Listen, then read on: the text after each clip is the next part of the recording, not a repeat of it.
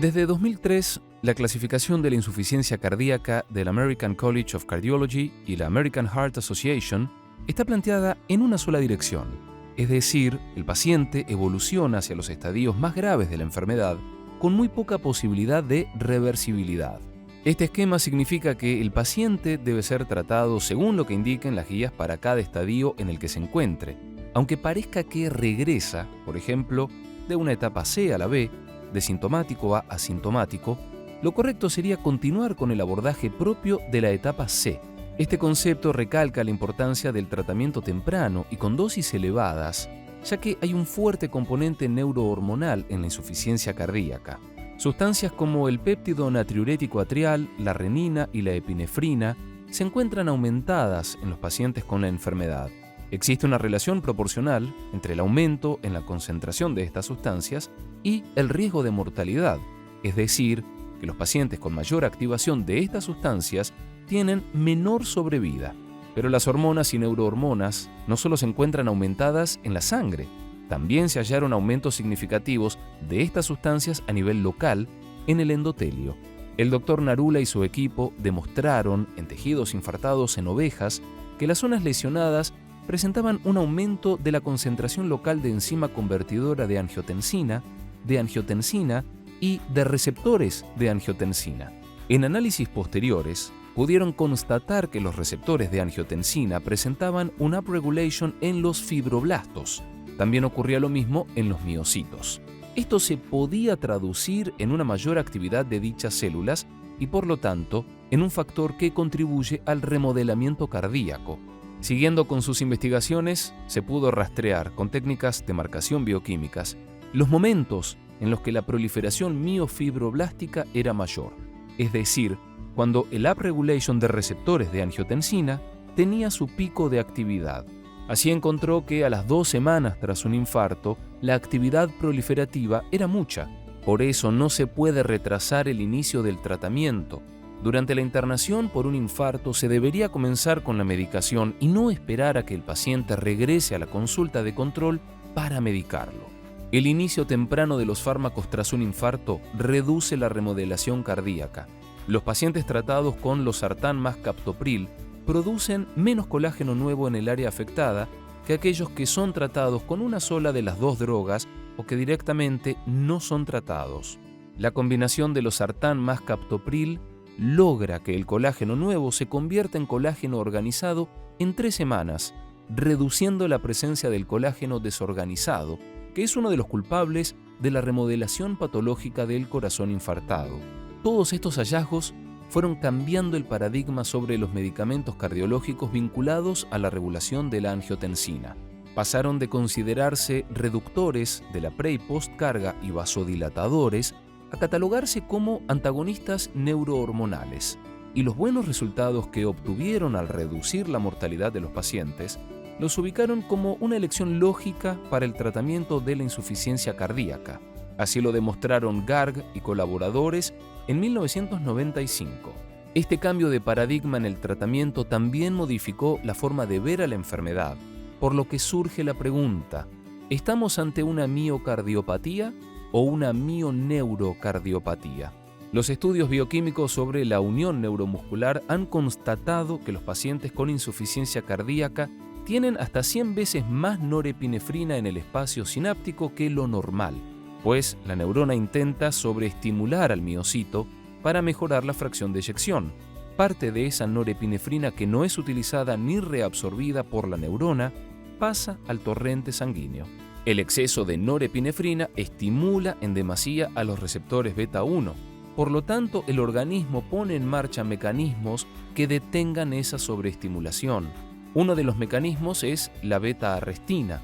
Internaliza los receptores beta y los lleva a los lisosomas para ser degradados. Se reduce así la capacidad de respuesta del músculo, reduciéndose su contractilidad, y comienza un círculo vicioso que se compone de cada vez más desensibilización de los receptores beta y cada vez más norepinefrina. El resultado final de todo este proceso es la apoptosis de los miocitos. Si la apoptosis siguiese sin control, todo el músculo cardíaco moriría. Pero posee, por fortuna, un sistema de defensa que son los factores antiapoptóticos como la proteína BCL2. Estos factores permiten que un abordaje oportuno y a tiempo logre la mejoría de los pacientes.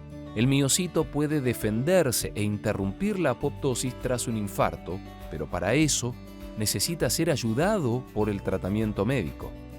Para terminar de caracterizar a los fármacos clásicos que se usan en la insuficiencia cardíaca, hablemos de la historia de la inclusión de los betabloqueantes en el tratamiento de esta enfermedad.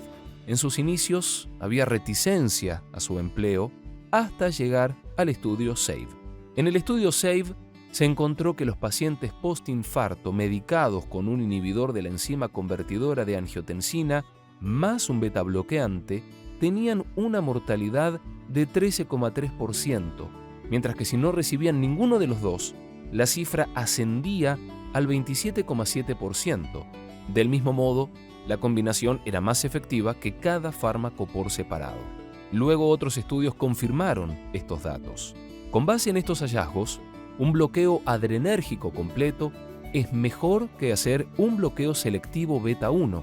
La reducción del riesgo es, según los metaanálisis, del 42% con el bloqueo completo versus un 33% con el bloqueo selectivo, quedando claro entonces que hay que iniciar temprano el tratamiento de la insuficiencia cardíaca desde la internación.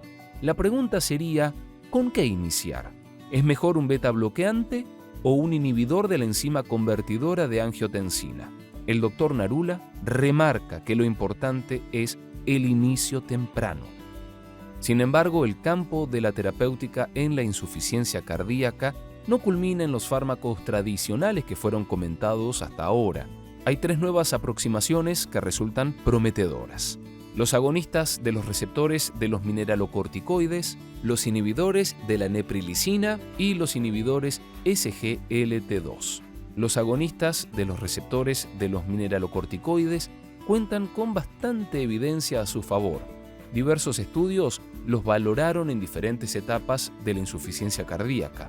Por otro lado está el rol que juega el péptido natriurético atrial y la posibilidad de aumentar su concentración con los inhibidores de la neprilicina. Los péptidos vasoactivos endógenos, como el natriurético atrial, tienen efectos positivos para la salud cardíaca. Reducen la activación neurohumoral, el tono muscular, la fibrosis cardíaca y la retención de sodio. ¿Cómo podemos aumentar su presencia? A través de la inhibición de la neprilicina, que es la enzima que inactiva los péptidos vasoactivos endógenos. Finalmente, el tercer abordaje novedoso, interesante y menos tradicional es el uso de los inhibidores del cotransportador sodio-glucosa tipo 2. Su efecto es glucosúrico y natriurético. Aumentan la excreción de glucosa y de sodio con la orina. El resultado es una reducción de la presión intraglomerular en el riñón. Muestran efectos cardioprotectores a los 28 días de uso. Esto es otro dato más para priorizar el inicio temprano de la medicación. Como conclusión, es necesario valerse de la evidencia actual para mejorar la calidad de vida de los pacientes con insuficiencia cardíaca. Para eso, la propuesta es cambiar, cuando es posible, la prescripción de los inhibidores de la enzima convertidora de angiotensina a los ARNI, a los ARNI, que son combinaciones de inhibidores de los receptores de angiotensina con inhibidores de la neprilicina. A su vez, iniciar agonistas de los receptores de mineralocorticoides e inhibidores SGLT2. Este cambio en el abordaje podría extender en más de 6 años la sobrevida de los pacientes que tienen insuficiencia cardíaca y fracción de eyección reducida.